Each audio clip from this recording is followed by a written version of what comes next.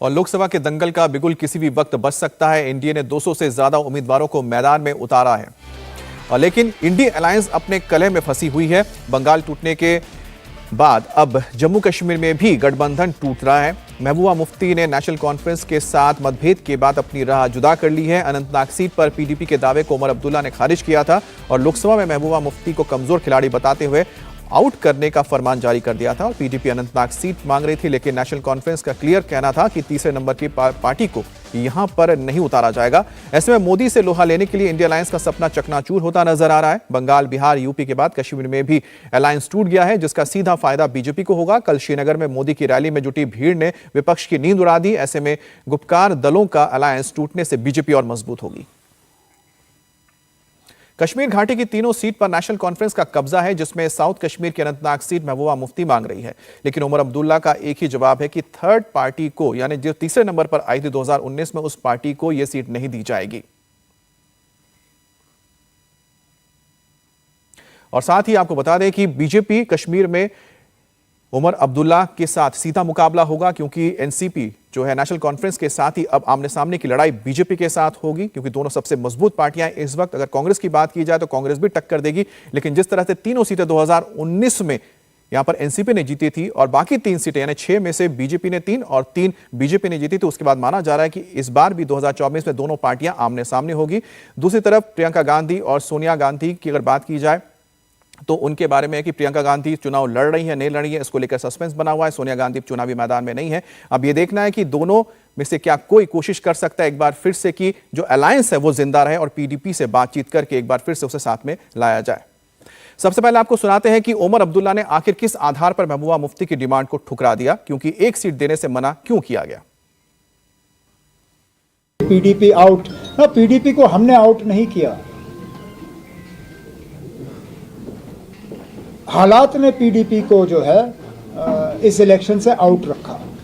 अब आप मुझे बताइए ना, आप साउथ कश्मीर की सीट आप बार बार पूछते हो कि साउथ कश्मीर की सीट पीडीपी को क्यों नहीं। मुझे बताइए ना, अब ये कहाँ की सियासत है कि जो पार्टी तीसरे नंबर पे आई इससे पहले वाले पार्लियामेंट इलेक्शन में, नंबर 1 पार्टी और नंबर 2 पार्टी दोनों अपना क्लेम छोड़ के तीसरे नंबर की पार्टी को वो सीट दे दें, और जिस सीट पे फिलहाल तो बीजेपी का कोई असर असुक नजर नहीं आता।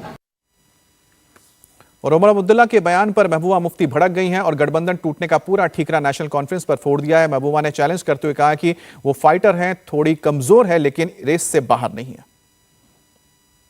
जो काम जो बीजेपी की सरकार नहीं कर सकी, वो बदकिस्मती से पीएचडी के अपने मेंबर्स ने किया।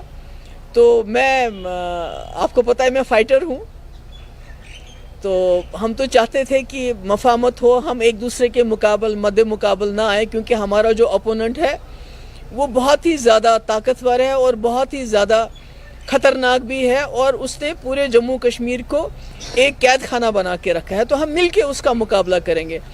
पर नेशनल कॉन्फ्रेंस के फैसले या इससे पहले जो फैसला किया, उससे गोल पोस्ट चेंज कर दिया उन्होंने। जहां हम मिल के बड़े अपोनेंट का मुकाबला करते हैं, आज हमें एक दूसरे के आमने सामने लाके खड़ा किया है। तो इसमें मैं यही कहना चाहूँगी कि पीडीपी में भी down, but we are not out. आपको पता है कि हमने यहाँ नेशनल कॉन्फ्रेंस के पास भी एक वक्त में 60-65 सीटें होती थी, मगर लोगों ने फैसला किया नहीं, अब 65 सीटें नहीं देनी है, 16 देनी है। इसी तरह लोगों ने हमें एक बार 3 पार्लियामेंट सीटें दी, उसके बाद फैसला किया नहीं, अब एक भी नहीं देंगे। अब कश्मीर में इंडिया अलायंस में टूट पर कांग्रेस वेट एंड वॉच के मूड में है। कांग्रेस को पता है कि अब एक और टूट की खबर कांग्रेस को सिर्फ डैमेज ही करेगी। ऐसे में वो बातचीत से मामले को सुलझाने की बात कर रही है। वो कह रहे हैं कि हम अनंतनाग की सीट छोड़ने को तैयार हैं, बशर्ते वहां पर राहुल, प्रियंका या सोनिया गांधी में से कोई लड़े। हम पीडीपी के लिए ये सीट नहीं छोड़ सकते हैं, क्योंकि वो तो नंबर 3 पर थे पिछली बार। जो उन्होंने कहा वो मैंने अभी आप ही से सुना है। तो हमारा इंडिया अलायंस में आपस में लगातार बातचीत चल रही है।